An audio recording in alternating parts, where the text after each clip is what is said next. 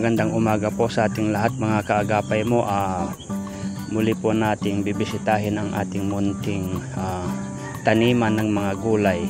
Kaya samahan nyo po akong libutin po itong mga tanim. Ayan.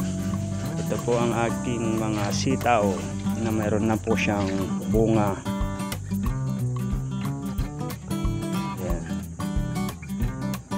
Ito rin po yung ating mga talong. Nakailang harvest na rin po ako dito mga kaagapay mo. Siguro pang-apat na harvest na ito. At mamaya mag-harvest ulit tayo para ituturta po natin.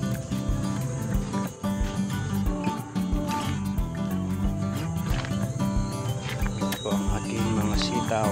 May mga bunga na po siya. Tapos kamatis, mayroon na po siyang bunga isa. Yan, mayroon din po tayong saluyot. Yan, kinuhanan ko po kahapon, nilagay ko sa sa labong. Yan, mayroon din pong kangkong, mayroon po tayong bell pepper.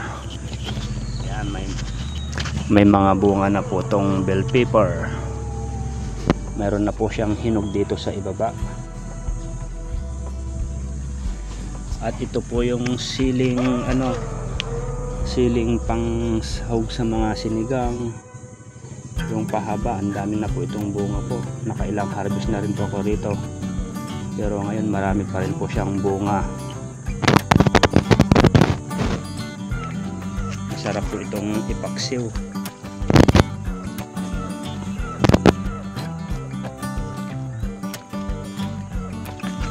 Meron din po tayong ampalaya. Ilang puno po ito? Dalawa, tatlong puno. Ilagay ko po sa sako po.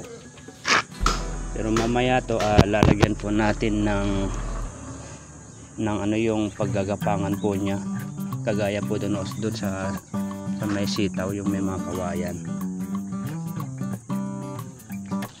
Meron din po akong okra.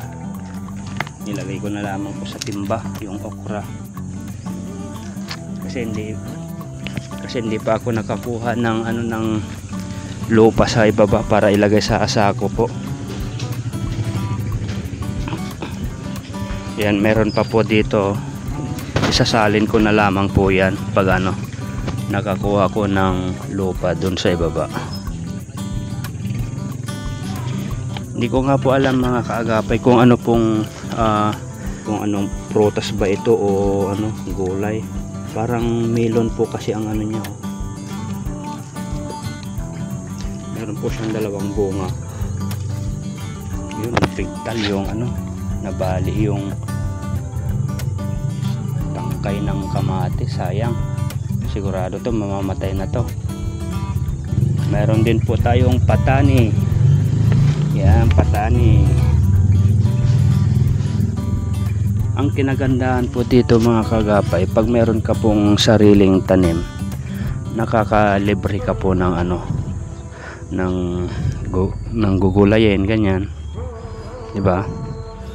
Tsaka napakasarap mamitas ng mga sarili mong gulay, fresh na fresh. Pero mamaya, sabi ko nga po mga kagapay, kukuha po tayo ng talong, mag-harvest po tayo. Ituturta po natin mamaya.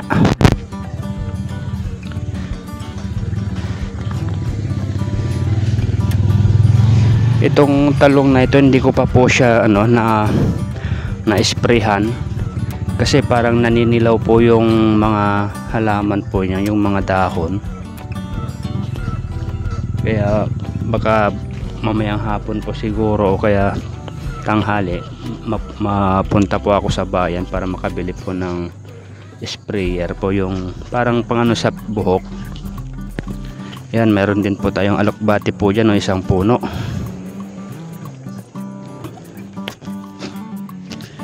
Yan, naiinggan nyo po ako dito sa bunga po ng silis. Talagang napakadami po. Yan, napakasarap magtambay rito na pinagmamasdan mo yung mga tanim, lalo tong ampalaya pag naayos ko po ito mamaya yung paggagapangan niya. Naku, ang gandang tignan. Ito nga po pala yung ampalaya na yung maliliit lang na bunga, hindi po yung pahaba.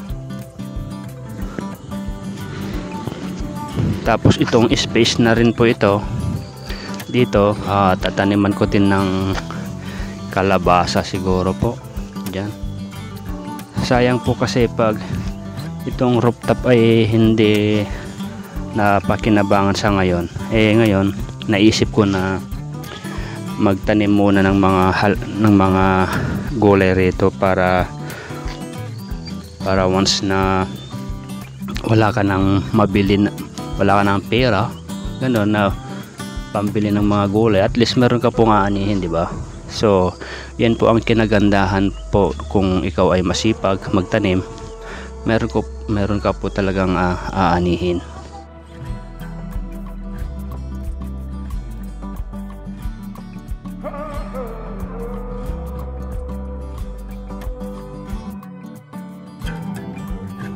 So ayan lang muna po mga kaagapay ang ating update po ngayon. Mamaya po gagawa po ako ng paggagapangan po ng ampalaya po natin. So dito na lang muna mga kaagapay. Lagi po kayong mag-ingat. God bless po. Bye bye.